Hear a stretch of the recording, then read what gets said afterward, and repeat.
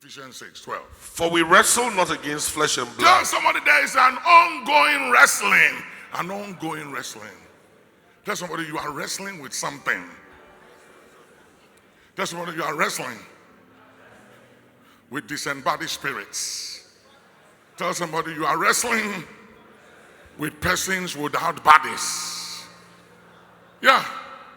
They are persons without bodies. They are real, but you can't see them, but they are real.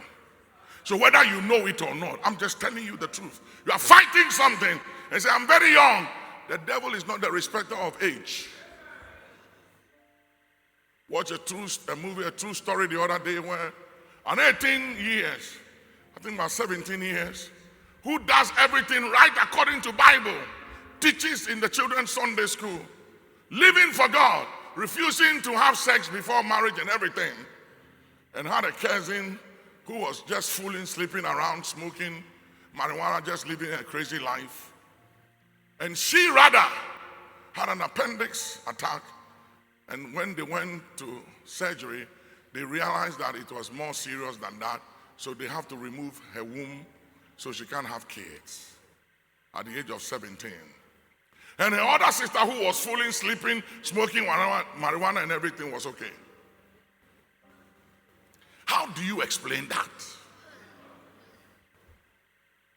So she says, I won't go to church. I'm angry with God. God is wicked. God is bad. Why did God allow this to happen to me? How do you explain that?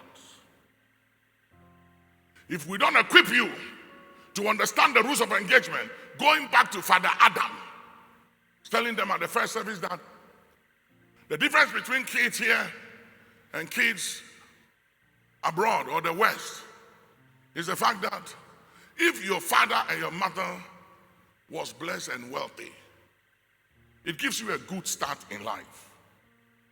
And when you graduate from school, no matter how good or bad grades you may have, you begin with $1 million in your bank account,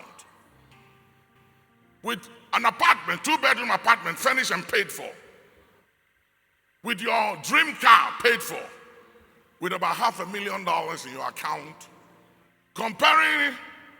Compare that to another young man, a student, brilliant student, beginning life with nothing, and has to find a job, work, make money to get an apartment, much more buy the apartment and pay for it.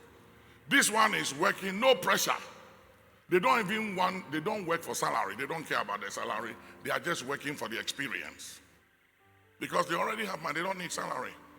This one have to work for salary to pay his mortgage, pay for his car note, take care of his family, sell some grandmother or father sitting somewhere broke, praying and expecting them to do well to remember them.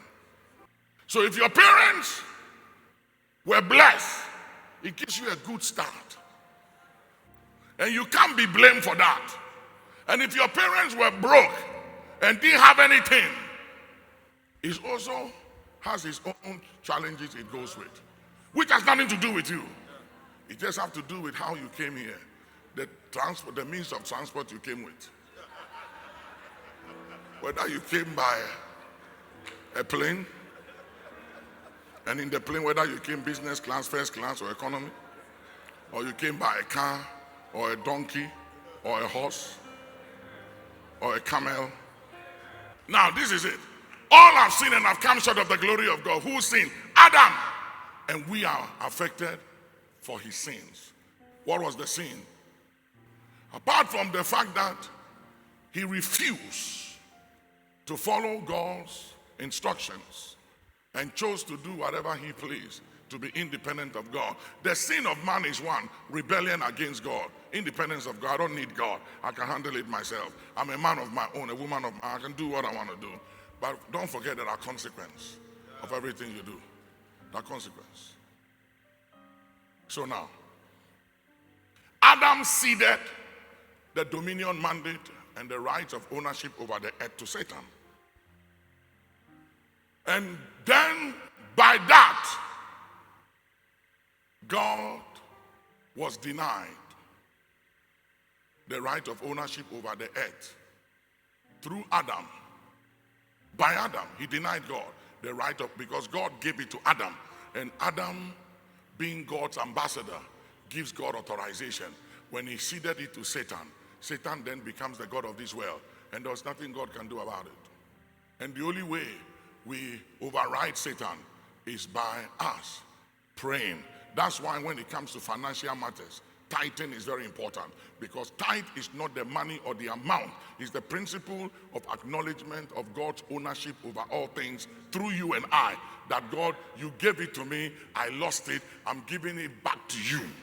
And it is when we give it back to him and acknowledge his rights of ownership, that gives him authorization to rebuke the devourer on our behalf. When we don't tithe first and we deny God of the rights of ownership by using the money any way we want to, and then after we tithe, when you don't honor him and give him the first place, he doesn't have the right of ownership, because Satan has it through Adam.